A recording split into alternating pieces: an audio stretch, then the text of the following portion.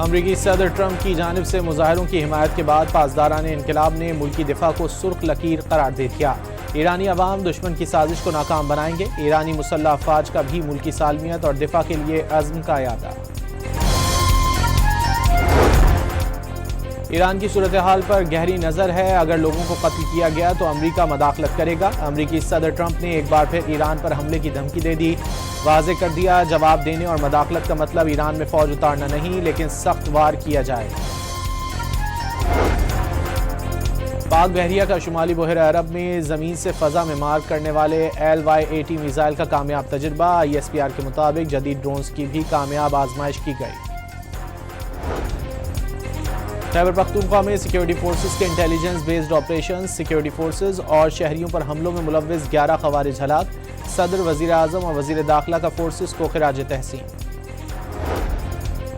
پشاور کے تھانہ ریگی کی حدود شاہی بالا میں فائرنگ سے CTD پولیس کا اہلکار شہید۔ ملزمان کی تلاش کے لیے ناکہ بندیوں پر چیکنگ سخت کر دی گئی۔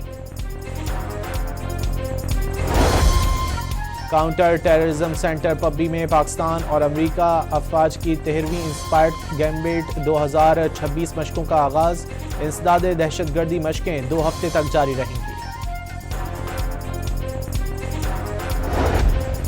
اور کراچی میں K4 منصوبے کے تعمیراتی کام کا دوبارہ آغاز کر دیا گیا۔ یونیورسٹی روڈ پر K4 آگمنٹیشن کا کام روک دیا گیا تھا۔ میئر کراچی کی ہدایت پر واٹر اینڈ سیوریج نے تمام اعتراضات دور کر دیے۔